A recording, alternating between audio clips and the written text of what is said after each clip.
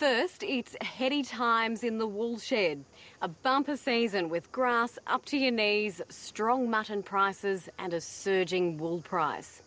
It's been more than 2 decades since all those factors came together, briefly as it turned out, just before wool prices crashed. Now at last, those who have stuck with wool through some very hard times are being rewarded handsomely.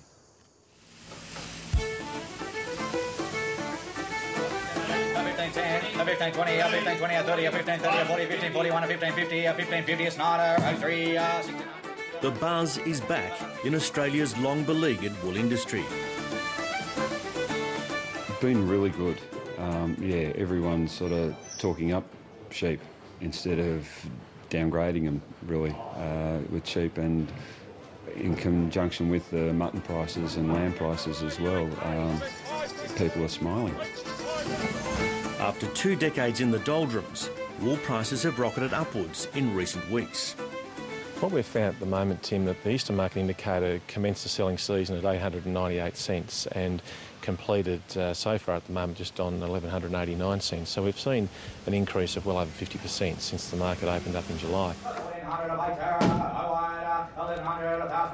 Basically, we're seeing gains in excess of 200 to 300 cents on the mainly at the fine end of the market, Tim.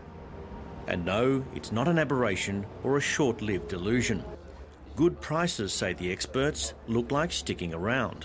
Good to have those good bulky wools, but also nice and fine and soft handling. When you look at the cost of raw materials that go into other fibres or textiles that compete against wool, they're all running at all-time highs at the moment. The problem we have often with spikes in the wool market is that a lot of your textile manufacturers start to substitute and move over to alternative fibres, such as cotton and man-made fibres, polyesters, acrylics.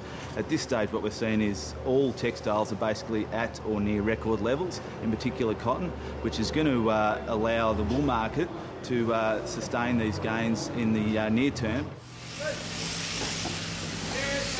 Wool growers have endured years of very slim margins. The last serious rise that we had was after the disposal of the stockpile in 2002, 2003, when the graph went up like that, and the EMI peaked, I think, at 11.95, but we've really got to go back to the 1980s, the late 1980s, when we had a very sustained, very good period where the EMI got up around 1260 odd, I think. Yeah. So what has happened in the last few weeks? Basically, it's a range of factors, all coming together at once, and very few saw it coming. It's just been so down for so long that it's hard to sort of see an improvement in the situation. What's really been driving that is pretty much a lack of supply of fine wools. Also, your medium wools have been caught up in this as well and have risen upwards of 150, 200 cents also since the Christmas break.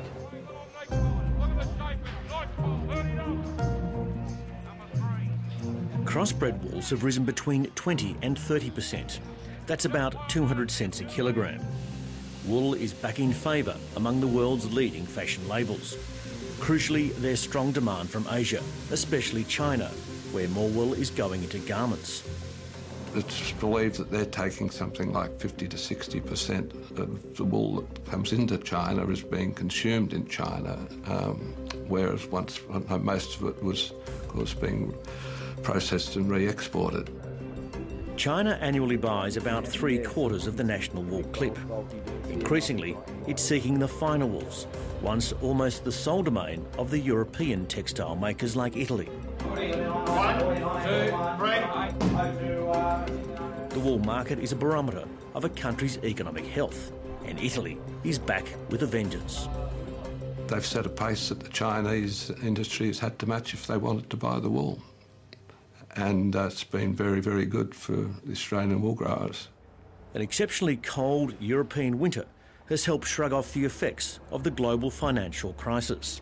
We've also seen the enormous cold snaps we've seen in the Northern Hemisphere this year, which has also started to deplete woolen stocks up there that have been on shelves for quite some time, and also recovery in Italy and also in America, where people are back buying clothing, white goods and motor cars. So we're starting to see generally around the world and the likes of India still playing a major stake in buying most of those wool types, and there's certainly increased demand right around. And all this despite the strength of Australia's surging dollar.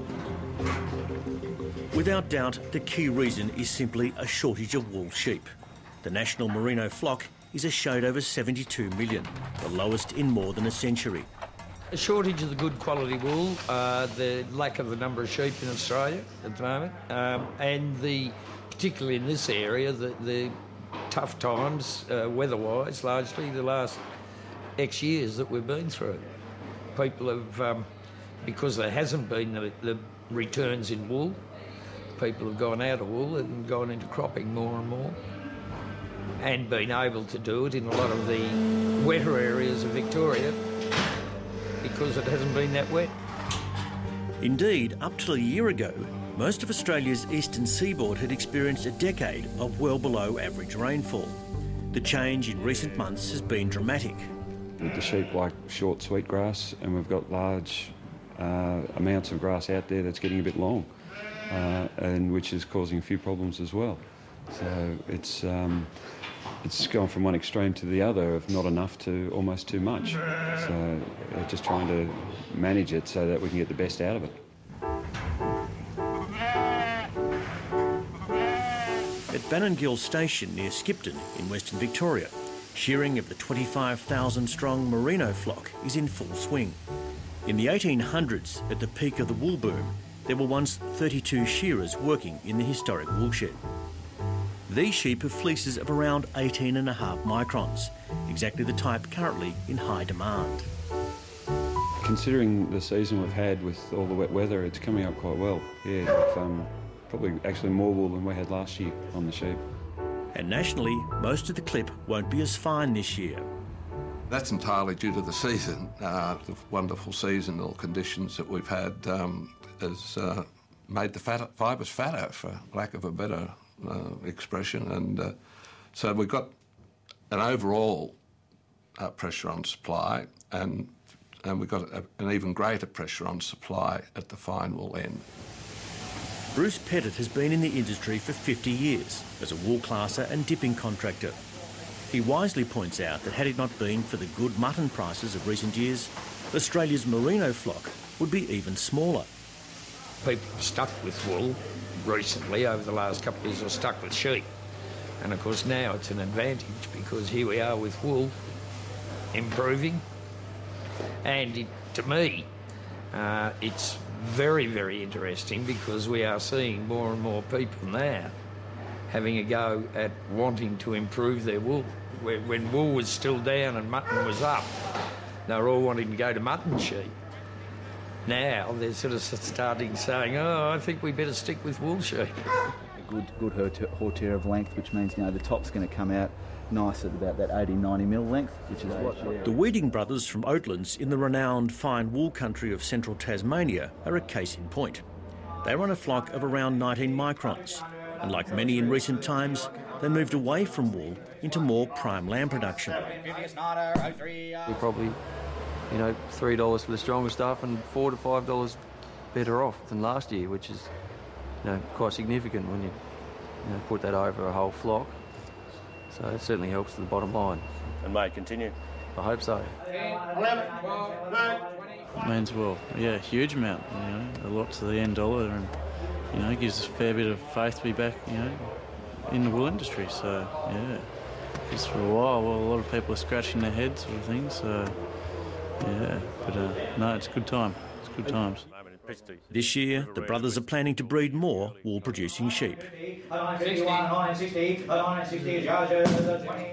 John and Heather McIntyre's wool topped the prices at this Melbourne sale, 1960 cents a kilogram for wool shorn from 2-year-old mixed-sex sheep. It was just reward for the couple who never lost their faith in wool. We were terribly pleased today. It's made above valuations and the best prices for some 23 to 25 years. And that's a great thing for the wool grower, particularly the superfine wool grower, because we haven't really been getting the value for the work we put into the breeding and the nurturing of our sheep. And we live in country that's been a bit dry in the Western District, and so this is a fantastic day today for us. Certainly there has been some dramatic drops in superfine wool after the peaks there in 1988-89. But when you look at the overall commodity picture in the world, it would be expected, I think, that these sort of prices will remain, particularly in the light of the fact that there isn't a lot of this wool being grown anymore, even in not only in Australia but in other parts of the world as well. Those producers who have stuck at wool have seen some substantially sound returns for surplus livestock sales or sheep sales in the last 12 months. And of course now with this increase in wool price, a lot of those medium type and strong wool clips out of the pastoral zones are now increasing by sort of $300 to $400 a bale. So that's now seeing some good returns for those producers also. But don't expect merino numbers to increase rapidly so that farmers can cash in on the rise in wool prices. I think the meat industry will keep them pretty well in check, the numbers, so that's obviously going to keep wool, wool levels down because there's less sheep, and hopefully that'll increase competition for what wool there is. Our neighbours are going into cattle and fat lambs and cropping. Cropping's becoming a big thing in the district now, and the sheep numbers have reduced considerably, and those that still have sheep are joining many of their ewes to a prime lamb sire and breeding prime lamb mothers. So, but we've stuck to this one issue and this one product, and we're very, very pleased and quite proud today of our product.